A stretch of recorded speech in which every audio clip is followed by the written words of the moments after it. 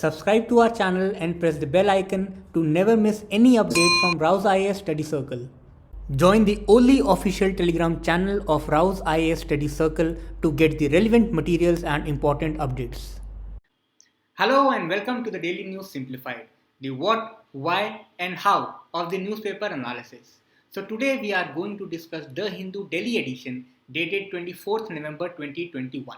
The topics to be discussed has been displayed on your screen and the timestamping of same has been provided in the description box. Before starting today's discussion, we have an announcement for you. Rouse IAS is conducting the pre-parikshan, which is an all-India free mock test on this weekend, that is 26th November to 28th November. This is a real simulation of the actual prelims examination and will be very helpful for you to analyze your current level of preparation and devise a strategy to clear the prelims examination 2022. In this regard, we are also providing you the scholarships for General Studies Integrated Quality Improvement Program, which will be a year-long program and will be providing you the current affair classes on every weekend and also the dedicated classes for prelims as well as the mains examination. This also includes the test series from the prelims as well as the mains point of view. So what are you waiting for? Register on the eLearn platform, appear for the test and get top ranks to get these scholarships in GSI QIP program.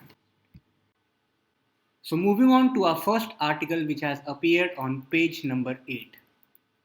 This article focuses on Indo-Russian relationship in defense sector.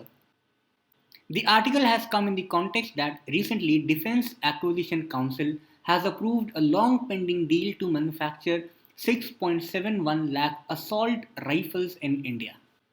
This Defence Acquisition Council was formed after the group of ministers' recommendations on reforming the national security system in 2001 post-Kargil War 1999. This topic is important with respect to prelims examination under the syllabus of current events of national and international importance. The importance of such topics in the defense sector can also be assessed from the previous year questions. For example, in 2018, the question was asked in the context of THAAD.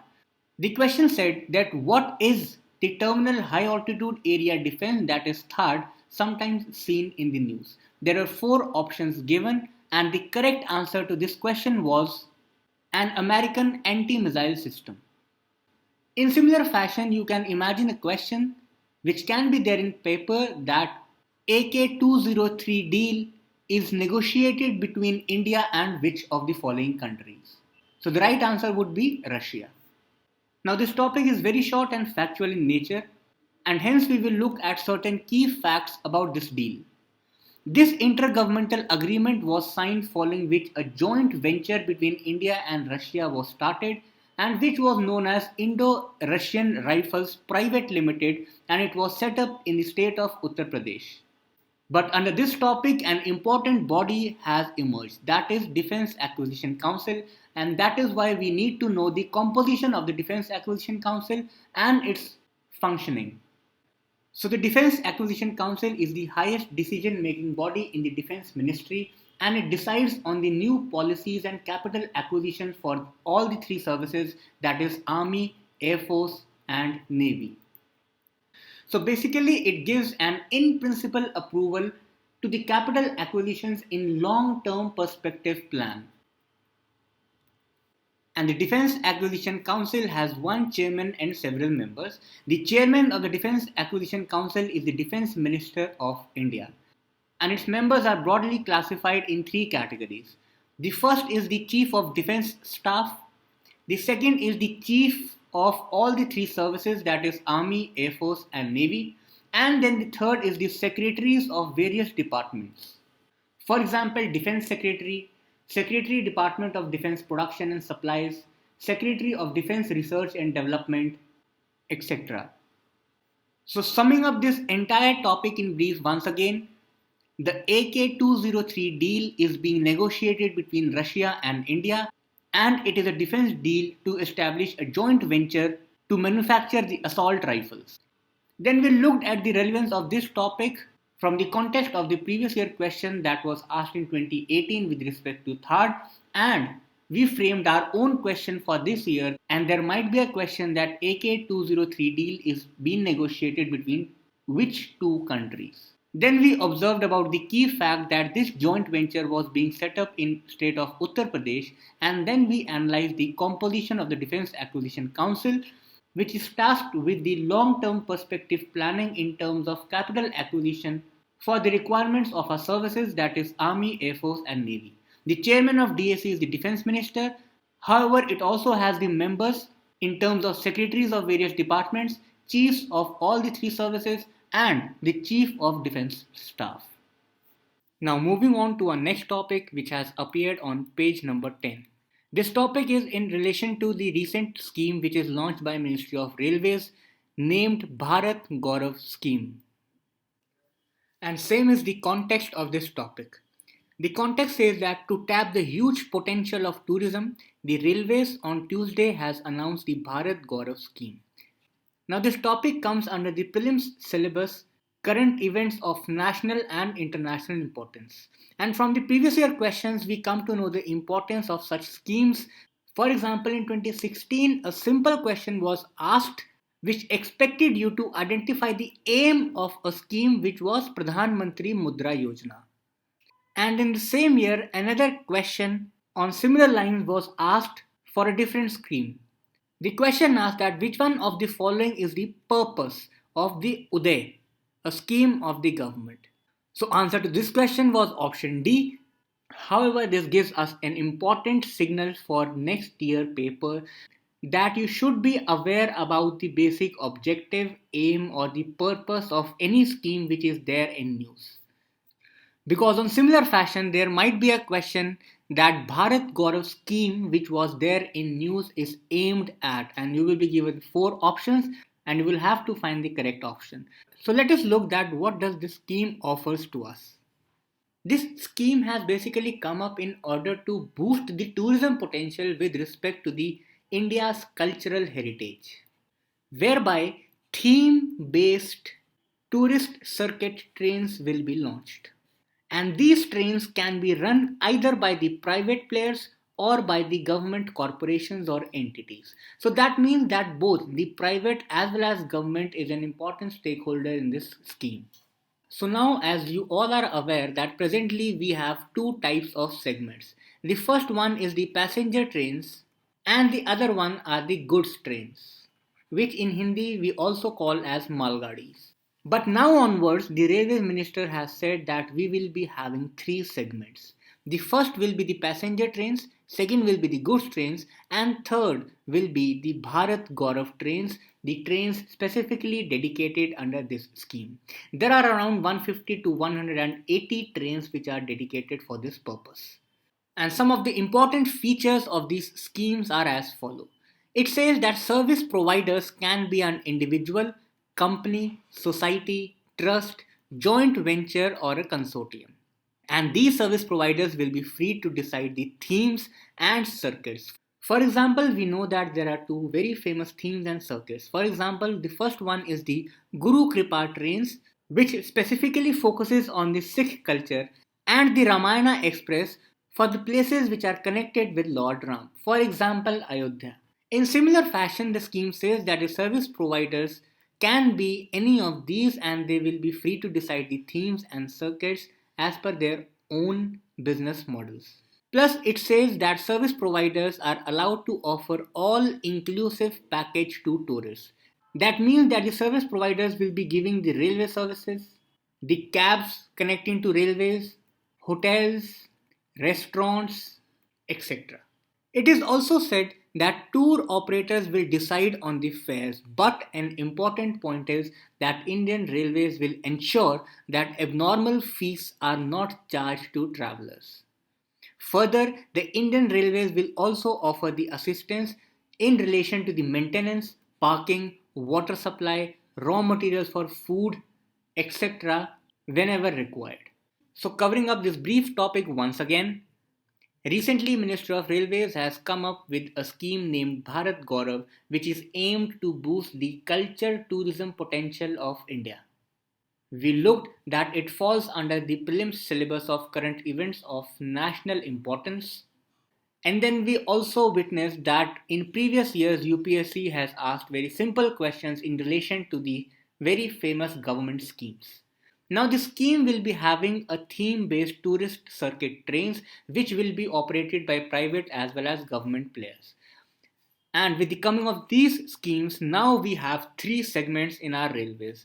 The first one deals with the passenger trains, the second is the good trains, and the third segment is the Bharat Gaurav trains.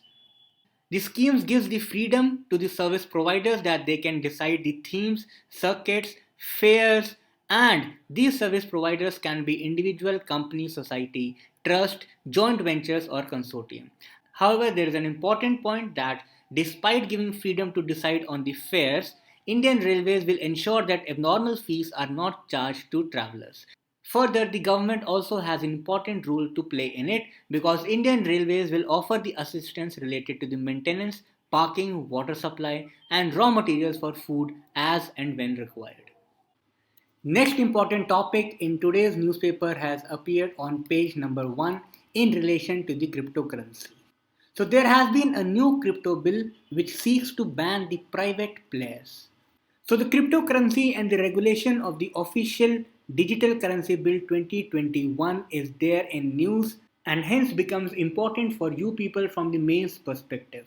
So the topic of cryptocurrency and its present status in India, its legal, economic as well as political dimensions all were covered in DNS of 13th June 2021 by Jatin sir. So therefore, for those who have already seen that lecture, we will revise that lecture once again, and those who have not seen it, I am putting that video here. Recently, a nation in the Latin America, El Salvador, has become the world's first country to implement the cryptocurrency as a legal tender. It means the cryptocurrency will enjoy the same authority as the current or the contemporary currency of El Salvador is enjoying. Now, cryptocurrency in this country can be used for a number of purposes, including payment of taxes, freely convertible to the other currencies, and payment for goods and services. If you are a person who is living in El Salvador, you can easily buy goods and services from the market, pay your taxes through the use of cryptocurrency, bitcoins.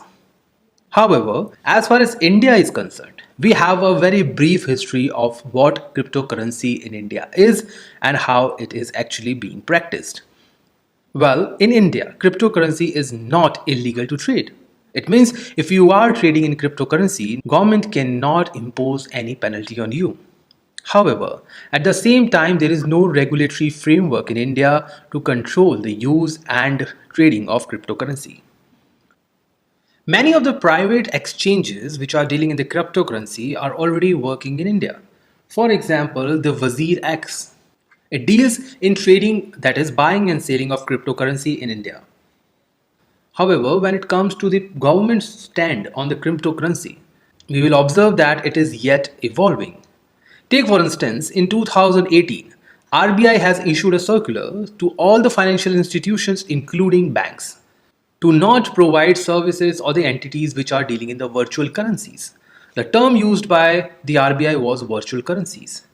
However, after this circulation, government actually constituted a separate committee under Subhash Chandra Garg, and this committee recommended a ban on the private cryptocurrencies. The committee says that there are concerns such as volatility, instability, security risk, and risk of funding illegal activities attached with the cryptocurrencies. However, this committee also came up with a favor of official digital currency that can be issued by the RBI. In 2020, what happened that there was a case which was going on in the Supreme Court, and this case was Internet and Mobile Association of India versus Reserve Bank of India, in which Supreme Court has struck down 2018 circular of RBI. It ruled that RBI's move will actually violate people's fundamental right to carry on any occupation, trade, or business under Article 19(1)(g) of the Constitution. Well, the argument of the Supreme Court was simple that whatever people are doing, and if it is not generating any illegal activities, because when you read the Article 19(2), you will find that all these benefits or all these kind of freedoms have their restrictions attached to them. So, the Supreme Court has ruled that while the RBI has power to regulate virtual currencies, the prohibition imposed through the April 2018 circular is disproportionate and therefore ultra violates the Constitution. Recently, in 2021, two important developments already taken place in India. First one was that the RBI has decided to withdraw its 2018 circular after the Supreme Court order, which means that RBI no longer can restrict the cryptocurrency use in India.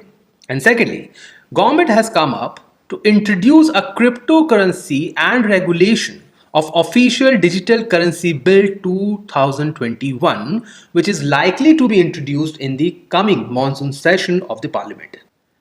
The bill seeks to provide two different avenues. First, it bans all private cryptocurrencies in India, as well as it provide for the issuance of official digital currency by RBI on the recommendation of the Subhash Chandra Garg committee in 2019.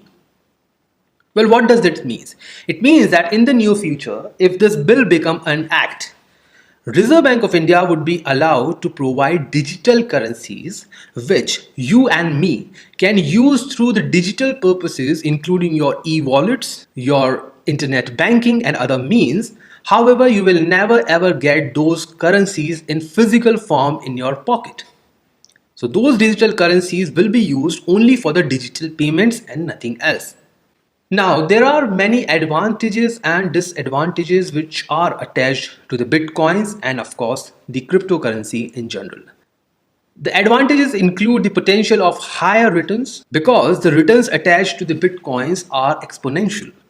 Protection from payment fraud because it is cryptography which is attached to the mining of this currency, hence, the payment frauds are negligible. It also includes immediate settlement and international transaction because you do not need any kind of conversion of the currency from one form to the other or from one denomination to the other. The international payments become instant and easier. And it attached to the diversification with higher liquidity. On the disadvantage side, there are high volatility and the potential of large losses. Because once there is an exponential high in the returns, it may also go into the downward side and can create high losses. It is also likely that it will promote the black market activity because these currencies are not regulated in India by RBI. The next being the unregulated and unbacked and cyber hackings are attached to these kind of payments. And lastly, if you are going through the loss in the cryptocurrency, you are not likely to get refund under any circumstances. So these are the pros and the cons of using cryptocurrency as far as India's economy is concerned. And because of these issues, government as well as RBI is very skeptical when it comes to the use or regularization of the bitcoins in India. Now we move to the question attached to this article. Read the question carefully and answer it. The next important topic has been appeared in today's newspaper in the text and context page. The topic has a detailed discussion on the minimum support price regime, and the topic says MSP, the factoids versus the facts. This topic was covered in detail in the DNS of 11th November 2021, whereby the mechanism to determine the MSP, the parameters which are used to fix the MSP, and the various formulas which are used to ascertain the MSP were discussed. So you are requested to go back to the DNS of 11th November 2021 in order to understand this topic holistically.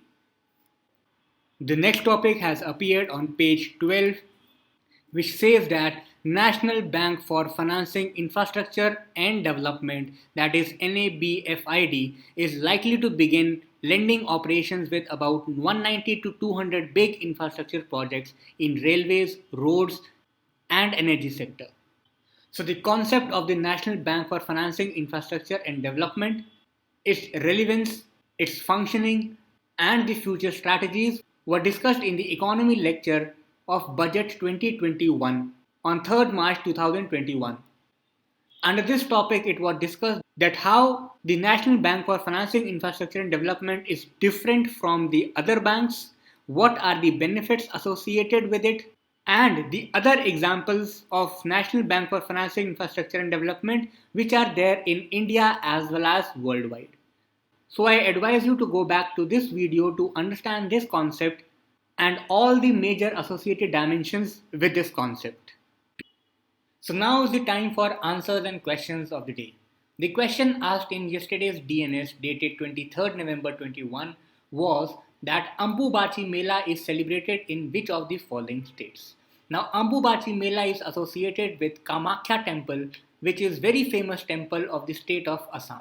So that is why the correct answer is option A, Assam.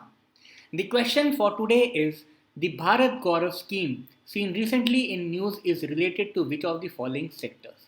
There are four options. Option A is agriculture sector, B education sector, C research and innovation, or D tourism sector.